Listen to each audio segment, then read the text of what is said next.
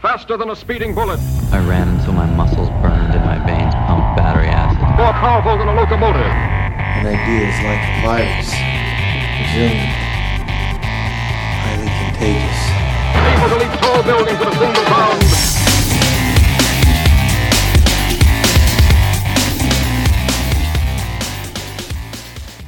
All right, Dr. Larson, I am super pumped to have you on the Better Humanology podcast. Thanks for joining me today. I'm excited, Jared. Thank you for having me. This is awesome. Yeah, so we're going to get started with some challenges and some recommendations from you, kind of as an icebreaker. And for all the guests listening today, I'm sure they're going to be interested in what you have to say. So let's start with a fitness challenge. And you can take this any direction you want, a fitness challenge for everybody listening today. Okay. Well, I'd like people to, in whatever movement they're doing, whatever program they do, whether it's on their own or in a group class, is to do a 10-second descent and ascent in the movement.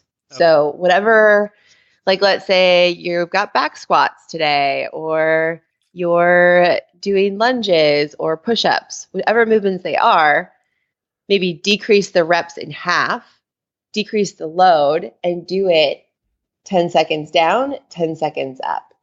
And see how your body feels in those various positions. Like when you go slower, you find that you find out where your weaknesses are, and they're typically at the end ranges. So I challenge y'all to go a little slower the intensity. I think that's a great recommendation. I just coming off of a short cycle where we were doing a lot of tempo squats, and it can really poke some holes in your weaknesses, just showing, where you're not as strong as you thought you were, where you're having problems. I think that's awesome. Yeah, so it's doing that, slowing down is actually like allowing you to figure out where your weaknesses are. And typically they're at the end ranges, so the bottom positions of things, top positions of things, where people lose position easily or just want to get out of that position quickly. So this makes you like kind of embrace the suck. Right. And just to kind of build on that just for a second, do you feel that helps people build more, let's say, just athletic capacity if you can kind of master those end ranges? Yes. Okay. Very much so. So, the whole point is being able to figure out where you're missing, where there are holes in your training. And from now being an athlete myself and working with athletes, people don't like to spend time at those polar ends of movements. They like to get out of it quickly. They like to do things really fast. But how can you identify where your faults are if you do things fast all the time? So it's a great way to figure out, like when you're doing a push-up with a 10-second descent or ascent, like, are you missing midline stability? Does your back cave in, right? Can your shoulder blades actually protract and retract in the movement? Like, you'll be able to identify real quick, like, where you're weak. Yeah, and I think when I was let's just say, beginner athlete, I used to have people kind of challenge me to similar stuff, and I'd always be like, this is stupid, I'm not doing this. And what really was happening is what you're saying is I just didn't want to embrace the suck. I was like, I just don't want to do this. I'd rather do it fast, get it over with, and move on. Yeah, and that's I can be that way too. If there's a day when I'm like, I only have this much time to work out, I want to do something fast, I usually one movement, like I would just challenge people, literally pick one movement in their workout and do it slower. Let's say you have 3 sets of 8 back squats or push-ups or whatever it is, pull-ups. Do those slow. It'll wake you up doing a 10-second descent and a 10-second ascent on a pull-up bar, right? Like you're mostly going to have to push your reps into a third or half. So, it's good. That's what builds to build athleticism though is, and just be stronger in general. You need variety to your training. If you're always doing the same thing, I was just doing a video on this, you're always doing the same thing, it's going to cause the same dysfunctions. You're going to get the same results. So you got to switch it up and add variety. And you can do that simply by adding tempo, like you're doing, pausing at the bottom, changing the angle. Love it. All right, so let's do a mental toughness challenge. All right, let's do it. I got a good one for everyone. 10 minutes a day, sit in stillness and quiet. That's awesome. And is that literally, something that you do? And literally, yeah, I do.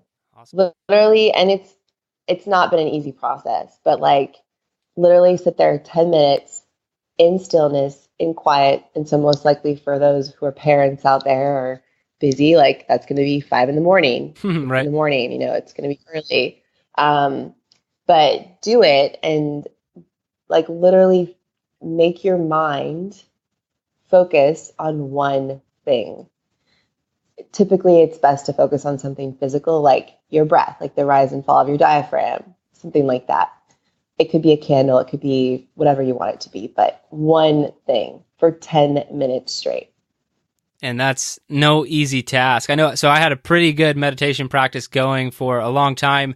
My wife and I just had baby number 3 not that long ago, and I, trying to hold on to all my good habits. I still got the fitness thing going, still trying to read books and crank it out, but meditation slipped off of my radar. And now, but I had a good practice, but now I can realize a difference in not doing it, not routinely since she's been born, is just like, it could also go with a little bit of lack of sleep, but I'm just not as, patient, and I'm just not as focused as I was when I was doing that practice regularly. Yeah, but that's, you kind of, what I'm realizing too is you kind of give yourself compassion for this time since you had a kid. It's like, yeah, you've got a business, children, like there are things going on. You find your homeostasis eventually again, right? You need it. And I know initially when my son was born, so I have a 13-month-old now, he's sleeping better. But in the earlier stages, it's like, I just need to survive here. Right. I just need to sleep, get up, function. Maybe it's sitting outside, and that's it. Like I'm not able to just sit there and meditate because I just am not rested enough. I'll fall asleep. So that's okay. Like, but comes a point when you're like, all right, I'm ready to get back into it. But with children, you really have to the only time most likely that no one is up is probably early in the morning, like 5, 4:30, 5, 6. And that's a great time to just be able to be alone. Because I'm sure with 3 kids, you crave sometimes being alone, just having your own space. So, if anything, a great way to start back into it is not think, oh my God, I have to focus for 10 minutes. Maybe you start with 5 and just put yourself in the position of meditation. And maybe your mind will wander and do all that kind of stuff, but at least you're consistently putting yourself in that position and then eventually adding in, okay, the one focus. But you don't have, that's one thing I've learned is it's a journey. Sometimes a consistency of putting myself in the position to do it. I'm setting myself up for success because there are some days where, maybe there's more in my mind than other days. And it's well, today I'm just going to sit here. I'm just going to be still. And that's okay. So I think that semblance of compassion for yourself, which is hard to do when you're an athlete, entrepreneur. But I have to remind myself of that. There was a bout earlier this year where I had insomnia. I was literally not able to sleep very well. My son was up a lot. And it was once he got up, I couldn't go back to sleep. So I would be getting 2 or 3 hours, maybe 4 hours a night. And I was not functioning well. And so it's in those times, that would be where I would just sit and be versus forcing my mind to focus on one thing. But now that I'm out, I'm actually getting my recovery from sleep and the other things I do. I can be still and focus again. And I think it took me 3 kids to learn that. I think I'm just learning that with number 3 is it's okay. It's just a season, it's a portion, a small time frame in the grand scheme of things to not constantly be sharpening the axe. You are in your own ways, but like you said, as an entrepreneur and athlete, it's hard to be this is not my normal. This is not how I want to operate or the caliber person I know that I typically am. So it's hard to kind of go back, but it's what you just said is I think great advice for me and anyone out there listening who might be in a season of life where they need to give themselves a little bit compassion and it's okay to back off as long as you get back on. Yes, exactly. Seasons is a great way to describe it. But for everyone listening, if you've never done it, like I would highly suggest you start. And it doesn't have to be this crazy like setup. Just sit still and be quiet. Find a place in your house where you that gives you good energy, and be still and quiet. Awesome. So let's go to recommendations. So book recommendation for anyone listening. It could be really anything, something you recently read, or maybe a book that had a big impact on your life. Or I know you have a book too, so a lot of options here. Where are you going to go with the book recommendation? Well, okay. So, of course, my book, if anyone listening struggles with an addiction, eating disorder, alcoholism, drug addiction, or knows someone that does, might be a good book for you, or someone in the military. Like it's a very great testimonial of like resilience, which I'm very proud of for myself. It's been a long road, but we all have the ability to be resilient, but it comes down to choices. So Warrior, if you want to check out my book, awesome. But a book that I kind of always go back to when I need like pick me up or reminder that what I'm doing is hard and I'm not going to quit is Daring Greatly by Brene Brown. Great book. And I really like it. It's just always like the way she describes the mind and vulnerability is like really powerful for me, because it reminds me that I'm not crazy and that I'm on this journey, and it's not easy.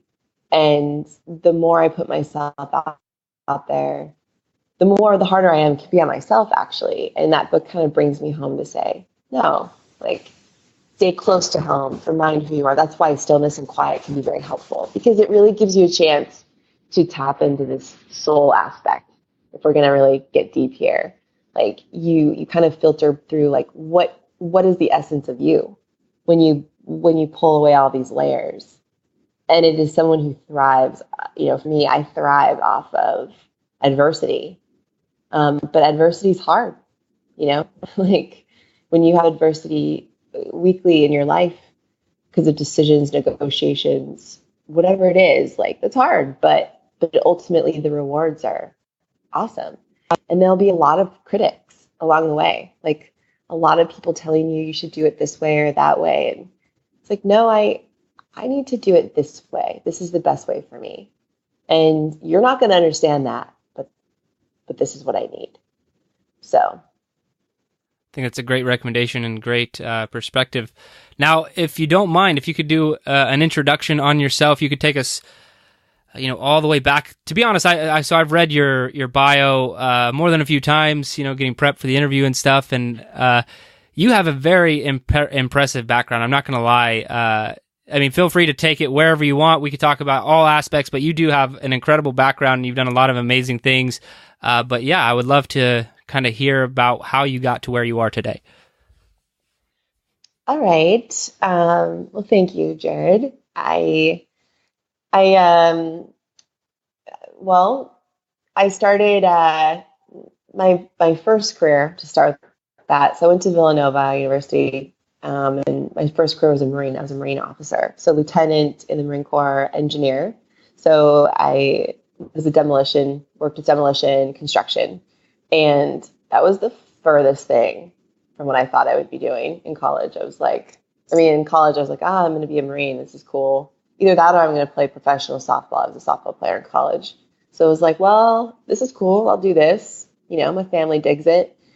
And yeah, here I am like blowing shit up, So, and I got a chance to, but my job in the Marines was a platoon commander. So I got to work with a bunch of amazing young men, a few young women. And, the military is a small entity of society. So it pulls out your strengths and it pulls out your weaknesses. And you work with just really, really amazing people, and then some not so amazing people. But it's all seemed to be like, smaller aspect of society And it's a tribe. We're a tribe. And I really loved being in the tribe, the Marine Corps tribe. And I needed to get out of the Marine Corps after coming back from Iraq because I had bulimia.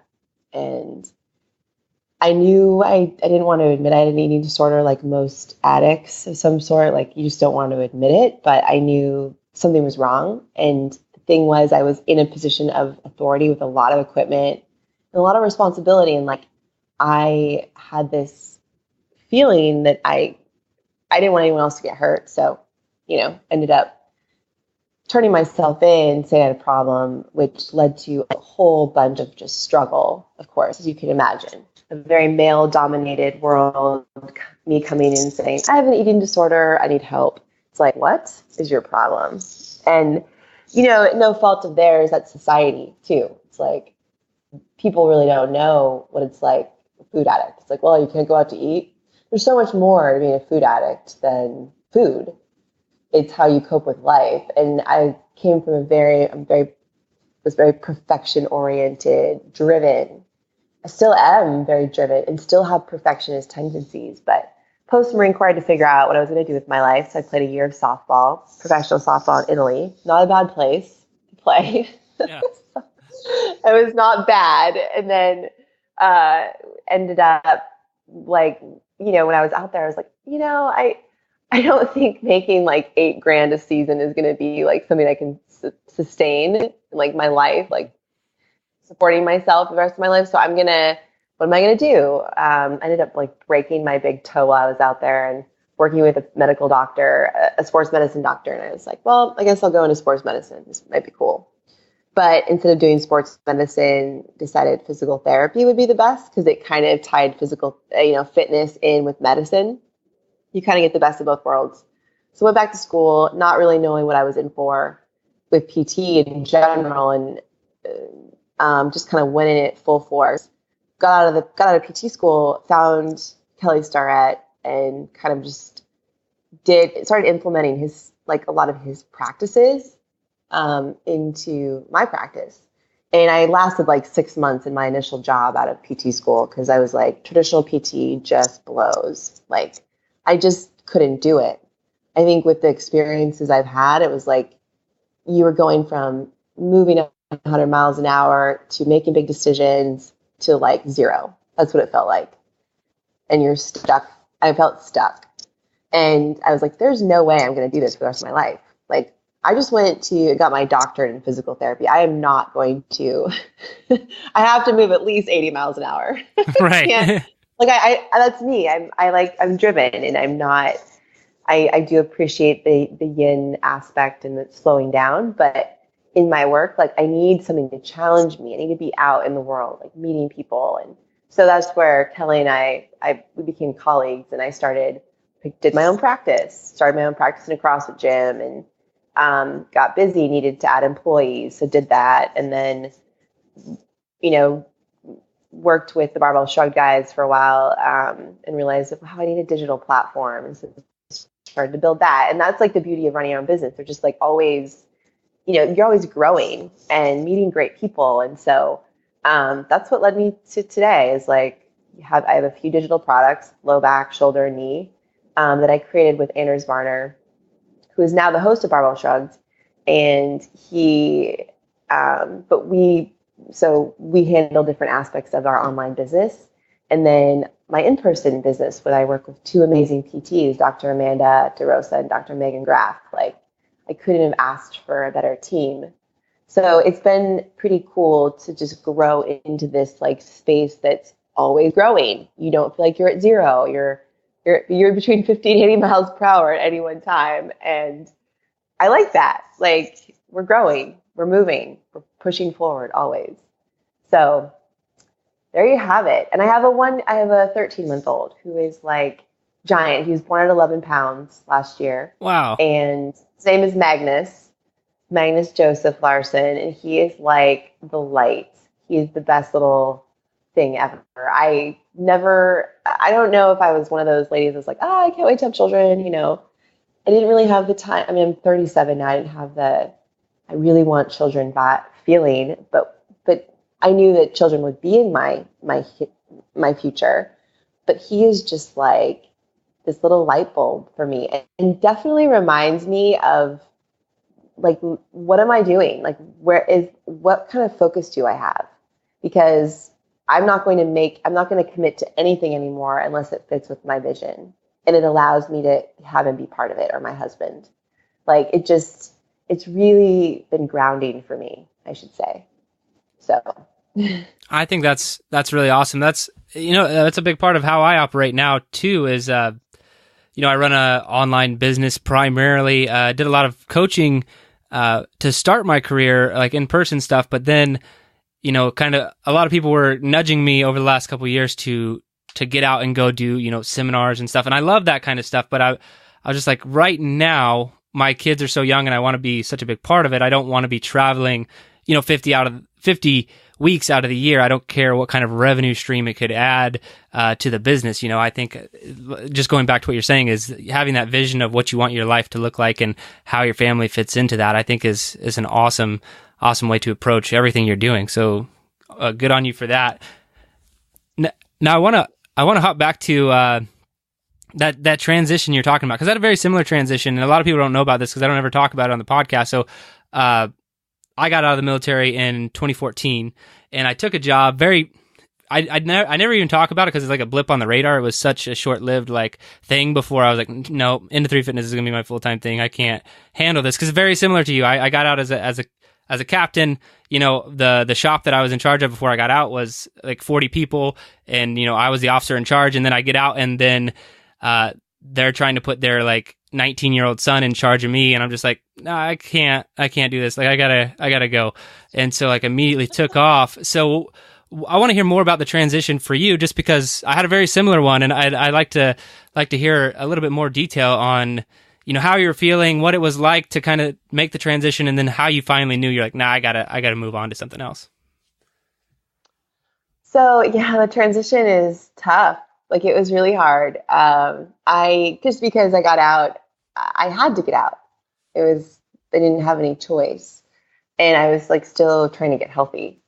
And that took a while. It took me a couple more years when I got out. So when, I think the struggle was what am I going to do with my life?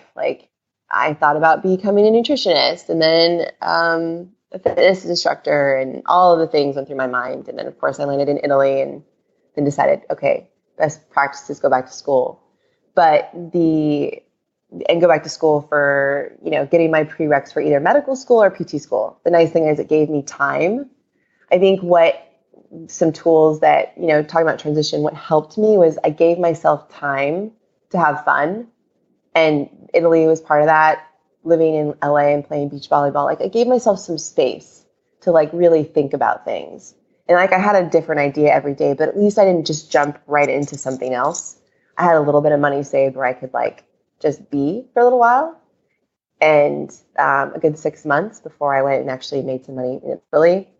But I needed that space to think and be and have fun, because my experience of getting out wasn't fun. I was sick, and nobody, it wasn't how I wanted to end my Marine Corps career, was getting out with bulimia, right? That wasn't, but now on the other side of it, it's well, I'm very proud of the courage it took to actually choose to get better. And because of that choice, I needed to get out, but it led me down this path. So it's the cycle is a healthy one. But at the time I was okay, I need to give myself some space and time. I had a couple people that I relied on a lot, one, including my father. Another was a good friend who's a Marine too, to just help me keep track of my true north, if that makes sense. Where, when I would talk through these ideas and talk through what I was struggling with, I had, and I also worked with a therapist too, where figuring out, am I just jumping into something because it's easy, or am I doing this because I really want to do it? And trying to figure out all of the emotions that you have when you get out. Right? A lot of them, I'm sure you experience it too.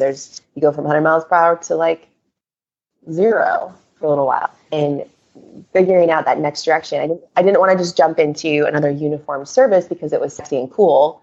I wanted to do something that I authentically wanted, not what my brothers were doing, not what my dad wanted, but what I wanted to do. And I think giving myself that space and time helped. And then that 2 years in school gave my brain a focus on something. So, and it gave me an interest, like the things I was studying. I wouldn't say physics and chemistry were like exciting to me, but the thought of going and helping people with my skill set one day and having the authority, having that license and like kind of being able to do what I wanted with that license was really empowering to me. So it like kept me going.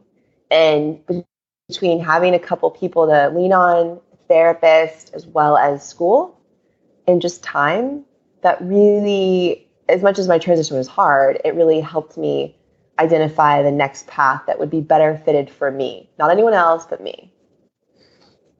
And what do you think gave you the drive to get better? You were sick. Like, how did you make your way out? And the reason I think this is an important question to ask is because I feel like a lot of people can get themselves into situations where maybe they feel like they're, kind of stuck and not know what to do. Whether that's, they're really overweight and they don't know, they really feel like they can't pull themselves out of this situation, or it really could be anything. Like, how did you, latch on to, I'm going to get better. This needs to happen. Like, how did you do that? Yeah, it's a good question. Well, it was, so, that's a really good question, because a lot of times with addicts, like that's a secret part of your life, right? It's a secret, like you don't want to share it with people, and you can even go to therapy, but not get much from it, because this addiction is like, a metaphor is like a bad boyfriend, or bad girlfriend. It's just like, it's there. It's always there. And it's going to give you attention, but it's going to be shitty to you, right? Essentially. Like, and that's how I can describe it. So, I think it was time. I was in Italy. I was still struggling big time with it. And even though of course I jumped from one extreme to another extreme of like professional sports. Like, yeah, that's stressful too. And I wasn't getting myself out of that fight or flight. Even though I had a little bit of time before I went to Italy, it's like I did heal a little bit. Like I did stop the symptoms as intensely. I mean, I was in the Marine Corps, I was like throwing up 4 or 5 times a day. So maybe went to once a day, right? And then back in Italy, it started up again. And so you see that with injuries in general. Like you get injured, you feel better for a little while, maybe it hurts sometimes, and then you get injured again, same thing.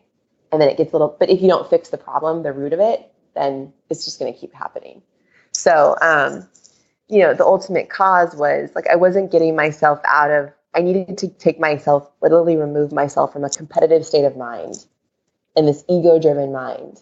And what helped me was through journaling. When I was in Italy, I journaled every morning, and I was like I'd been given a lot of tools in therapy, but I wasn't utilizing them to the best of my abilities. And that's because I had, I didn't have enough time.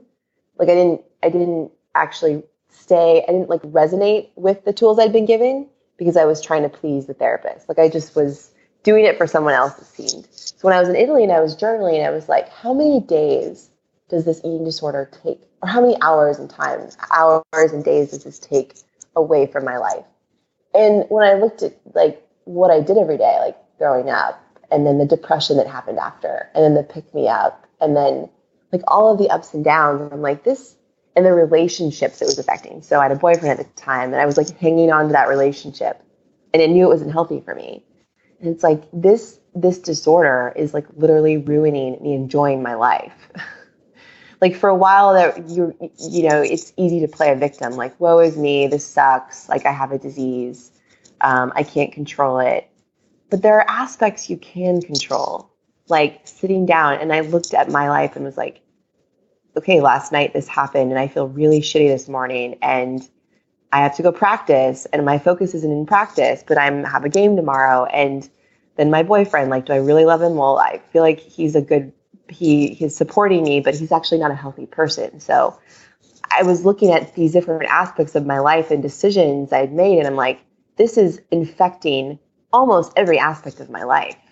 Like, this can't happen, because when you give yourself space and time and you ask yourself, what do you really want?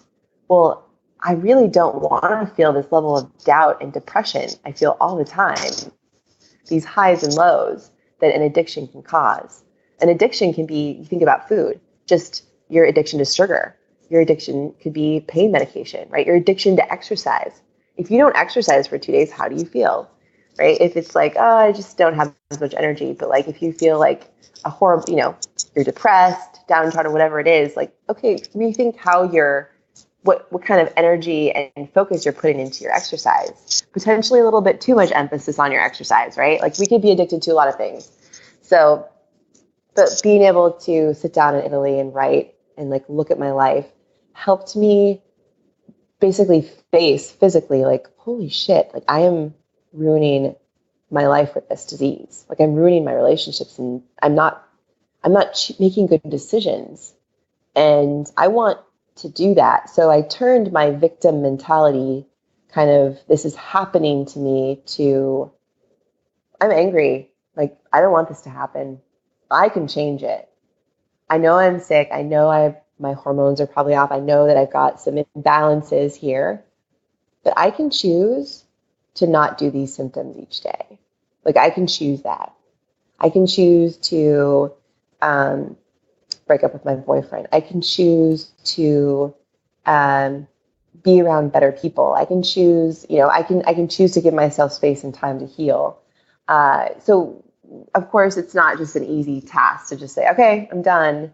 Like I was bulimia, I was binging, purging style and also restriction. So like I didn't, from that day forward, after this, I've been journaling for quite some time, but there was like one specific morning where I was like, I turned that woe is me, this is happening to me, to anger.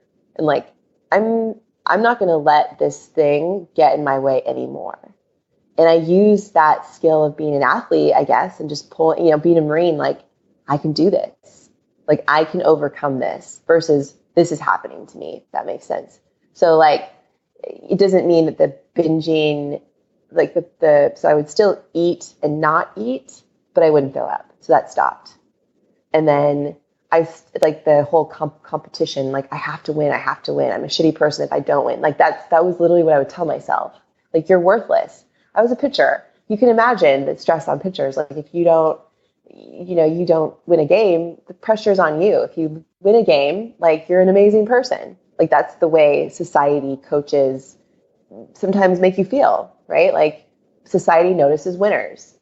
Like I remember that from an early age, like listening to, I think it was Michael Jordan. He's like, society only notices winners. Like noted, I need to win every time. Nice. If I didn't win, I felt like a shitty person. Yeah, I mean, imagine, you really think back at these messages you told yourself, like, I had to win to be a good person. That's shitty. And so it was through, okay, well, in Italy, we weren't winning that many games. So I had to let go of the need to win and just go out and play. And if I won or lost, I'm still a good person. And literally, it was like rebuilding my psyche and getting to know who I was again and realizing, won or lost, if I don't have a good month or a good month, it doesn't mean I'm a bad person. Like I'm a good person. And I don't need to use this external pressure I feel of winning to cause me to go down this path of self-destruction. Like, if anything, I can use that fear as a courageous way to say no to my disorder. And every day I said no, the less binging I did.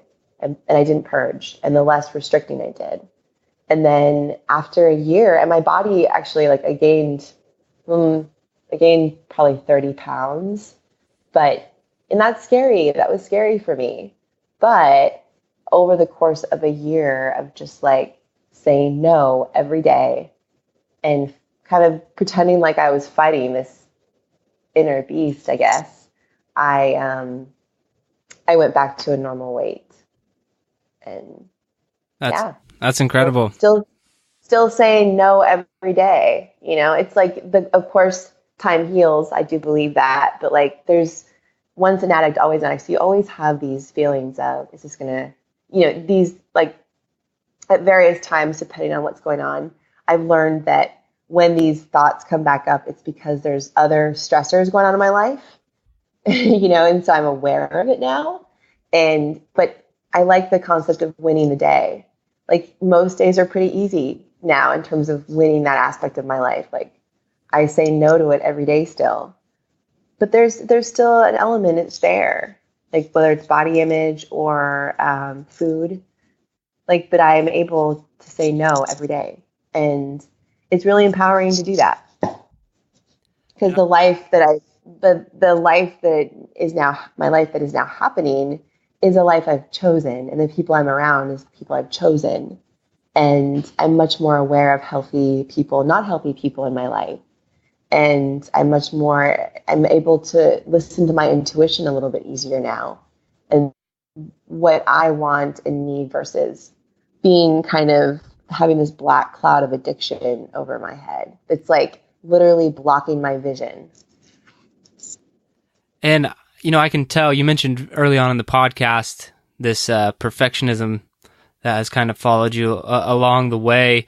And I think, I definitely have suffered from that at times too. And it sounds like you have a pretty good handle on things now, a great outlook on life and how it all fits together. Like you figured yourself out really well. You're very self-aware, which is an amazing trait to have. And it's funny you talk about quotes and stuff. I struggled a lot with that early on in sports and into college. And then it was funny because a movie, Friday Night Lights, I believe is the name of the movie, which is maybe a bigger deal for me growing up in Texas, and it was all about Texas football. Yeah. And one of the quotes from the movie that for some reason has always stuck with me is he said, there's not much difference between winning and losing except for how the world treats you. And it's so true. You can put, it doesn't, especially if you're playing team sports, you put so much of yourself into that game. Like if you leave it all out on the line and you still lost, then like, it's not much different physically, or emotionally, mentally until it's over and people are like, you're a loser or whatever. So I just think that that's something I've struggled with, and it's interesting to hear your journey with it as well. Now I want to talk about a big thing that kind of brought you out, what you were talking about, journaling. Is that something that you still do today, or was that more of something that served its purpose and you've kind of moved on from that? No, I still do it today. I don't write a journal. I don't put it in a book anymore, though. I do it on my computer just because I can write longer. I can write more. And like literally it's like the brain dump. You just put it all out there. It's easier for me to wake up, do my meditation, and pop open my computer because I do a lot of my the various things I need to do for my business in that second hour of waking up. So like I'll go from journaling to just doing that. And it's nice.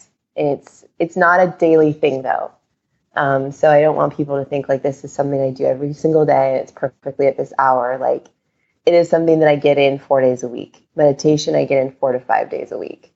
Like you always, I like this concept of 80-20 where 80% of the time, like I'm locked in the mornings. 20% of the time, life happens. My kid gets up really early. I'm really tired. It's just not going to happen. So I give myself that space to not do it. But I definitely it really sets me up for my day because I can tell actually just from the various struggles of life and things that come up, there's always struggles and chaos. I think that's one of the concepts I've been able to embrace is life is a beautiful chaos. Like you kind of just got to laugh about it sometimes because with kids, business, like things are never going to be like completely aligned. And actually, if you're always striving for that, like it's hard, like that puts more stress on you, right? You have a vision, you go towards it. It doesn't have to always look linear. It might be, your path might be kind of, all over the place sometimes. And, but learning to accept that is really important. And I can't remember what I was going more with this concept, but it's been nice to implement journaling just because it allows me to brain dump. And I write letters. Literally, I write letters in it to myself, to people. Like, let's say I have someone I want to confront about something, or like I need to talk to them, but it's that reaction in me, that reactionary aspect of my brain that's like, I want to tell you this, but it might not come out well if I say it right now. So I write it in my journal and I write the letter that way. And this has happened just a couple times since January where I needed to write a letter or talk through something with someone that was hard. And instead of just like, sending an angry text message or email that you can't see the person's face, it's like I write them a letter and I look back at it the next day and then I realize, oh, you know what, where is this coming from? And then I can sit down with them and have a much more calm conversation versus a reactionary one, which I think is pretty common in society with our technology at our fingertips, Right. People getting after it way before they should most of the time. Yeah, it's like, do you really, what's the point in reacting anyway? Like, you want to be, proactive in the way you talk to people. And sometimes you got to think, when I write out, you pick your battles. What are your battles you want to fight? What's worth fighting? Sometimes the battle isn't worth fighting at all, so you just got to let it go. And so the journaling, helps me let those go. And also, so one of the practices in the journals, it's not just writing and brain dumping. One of the really, really important things, especially for anyone who's struggling with depression or anxiety, which is actually a lot of people in our country, is write down 5 things you're grateful for. That might sound so cliche, but when you actually do that, you realize, oh yeah, what I feel so down about, my life is really good. It's really good.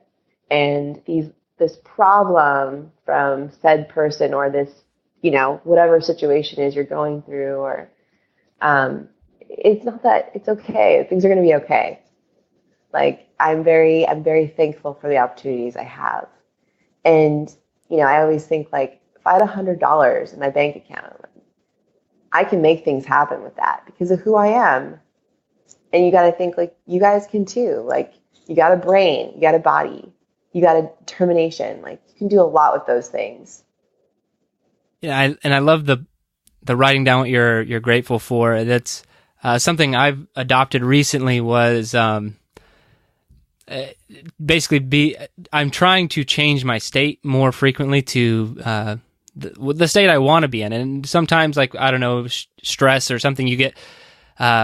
Most of the time mine would just maybe express itself in anxiety or anger or something like that. But I keep a lot of that internalized. I don't know where that comes from, but I'm able to. And but I can tell when I get into these states, and it's not good for anybody else because I'm just kind of quiet and all this other stuff. But I've recently really tried what you're saying is it's the hardest thing is to do it. Cause if I'm pissed off and I don't want to do something, it's I don't want to write down, what I'm grateful for right now. I just want to be mad. But, once I've actually forced myself to do these things and I write down what I'm grateful for, I'll play some music that's really loud or something like that, that I enjoy. And then it's just amazing what that little 5 minutes worth of time can do and how much it can change you, make you a better person and interact better with your family. So I think that's really, really cool suggestion.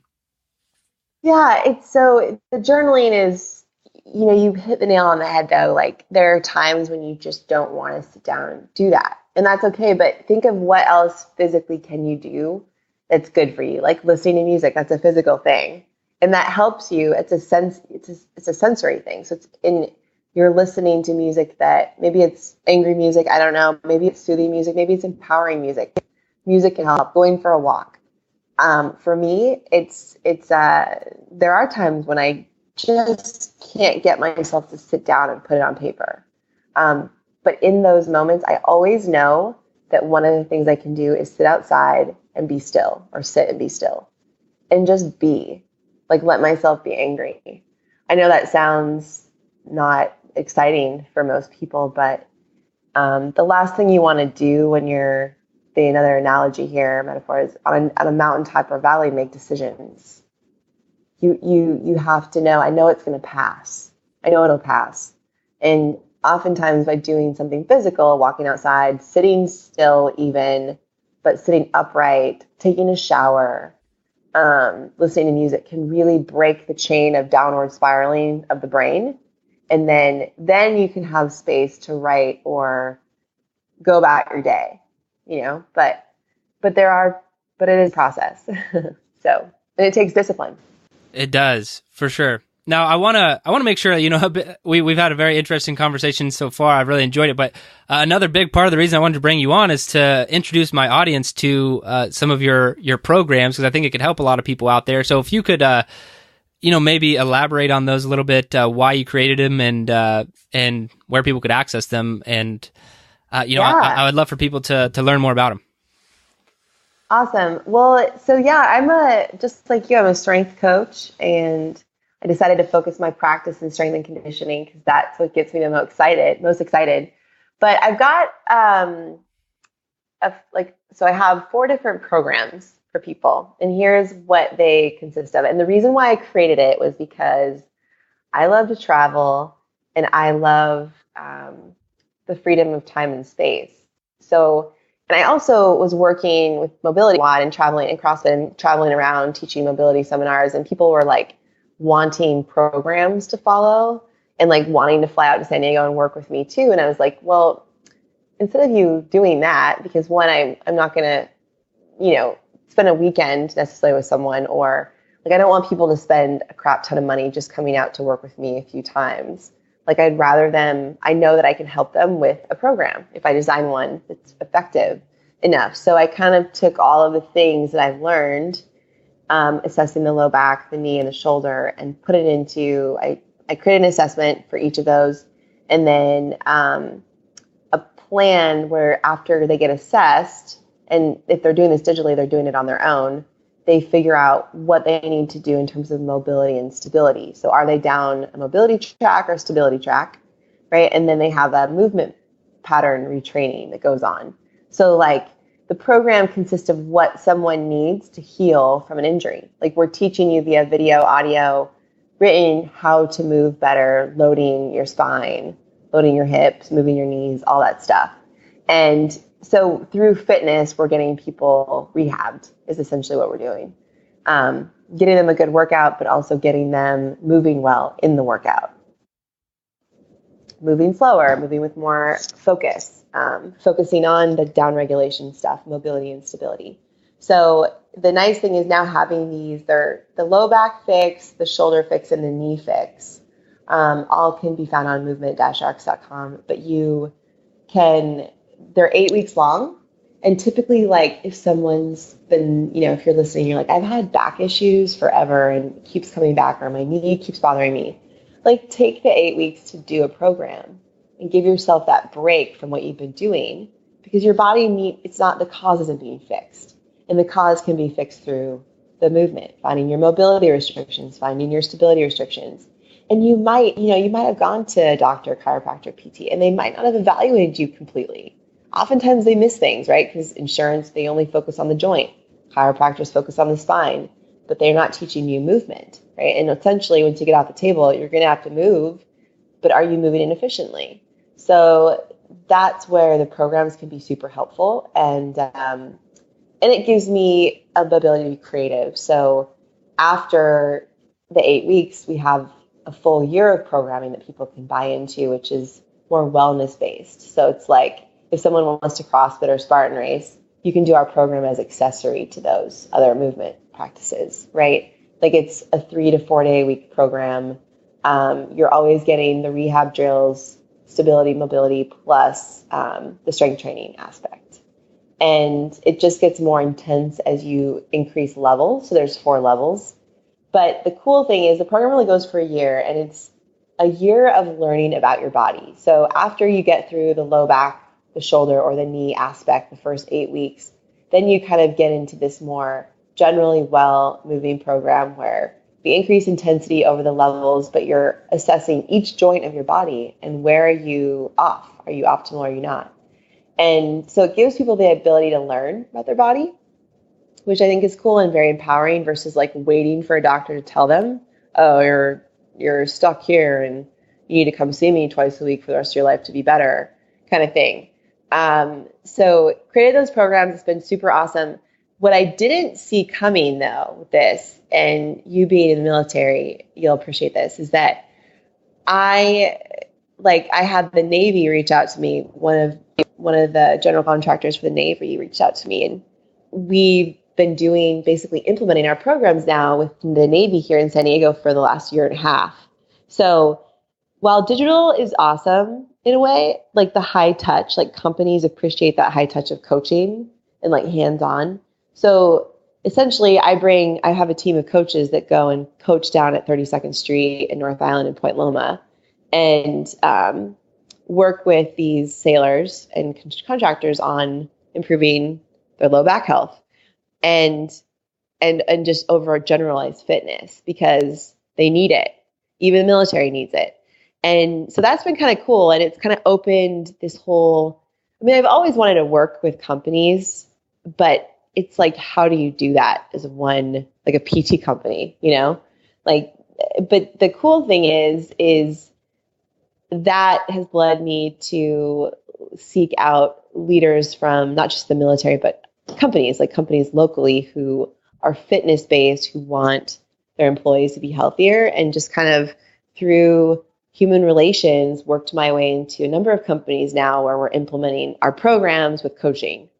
And so while we have these digital products and they can help the consumer, right? Anyone listening who needs help, like the exciting thing for me is that now we get to also implement them into companies and provide education behind it with our coaching. So it's been pretty fun. That's very cool. And it's an awesome way to make an impact.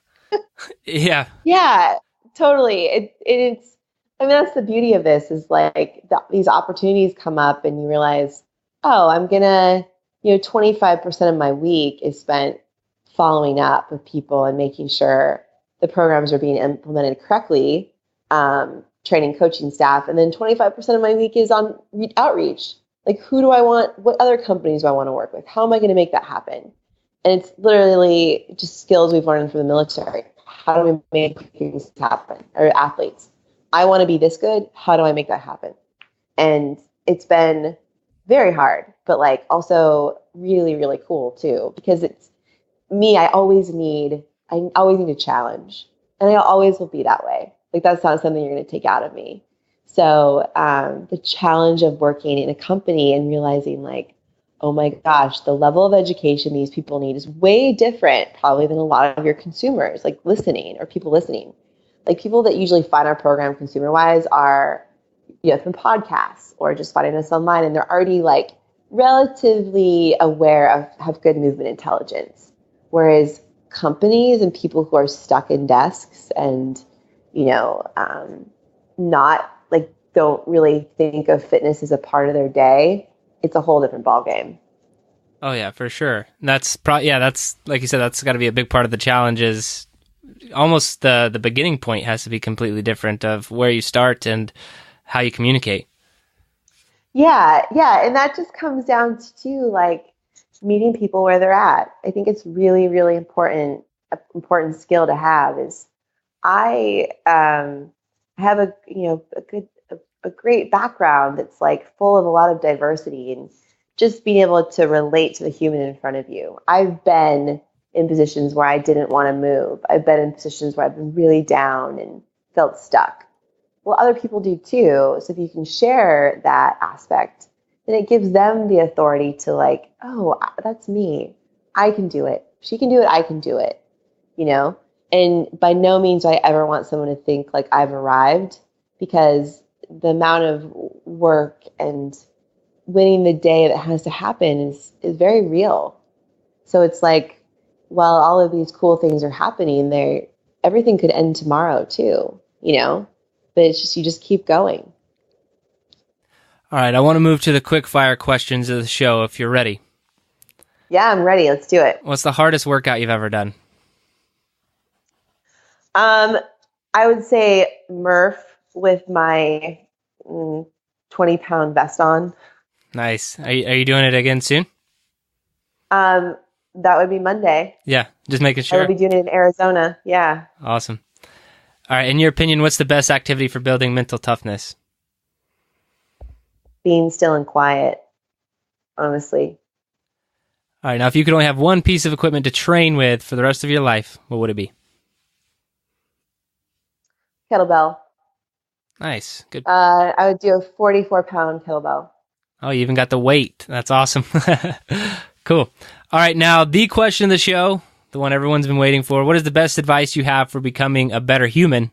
This is 100% open-ended. The best advice is that lead yourself first every day, whether you have a family or not, or a huge team or not. Like, you need to take care of yourself first before you can effectively take care of others. I learned this the hard way. So whatever that takes, whatever it is that takes for you to be healthy, do that on a daily basis. And I mean, I can't even tell you how much I love that answer. I wrote an article on my site a few months ago, basically, after having talked with so many athletes, I just wanted everyone to cut the martyr mentality. Like, oh, I don't do this because my kids, I don't work out because my kids, I don't read because, this or my family or that. And I just could not stand I'm going to be a martyr for my family. Like, yeah, you make sacrifices, but if you're not, like you said, if you're not, there's no better word than what you just said, lead. If you don't lead your family, if you're not the leader in your family, then how good do you think they're going to be if you're not making yourself any better? So I could get totally fired up about that, but I love the advice. Yeah, that's the main piece of advice I would give people. Awesome. Well, where can people, learn more about you and what you're doing, and where can they check everything out? Where people can learn more is go to movement-rx.com. That's a great place to find out about programs, physical therapy, human performance, the work I do with Mobility WOD. And then if you want to learn about my book, Warrior and That Journey, drteresalarson.com is where you can go. Awesome. Well, Dr. Larson, it's been a blast having you on the podcast. Thank you so much for your time. Yeah, thanks, Jared. Awesome. It was great talking to you, too. I'm looking forward to staying in touch.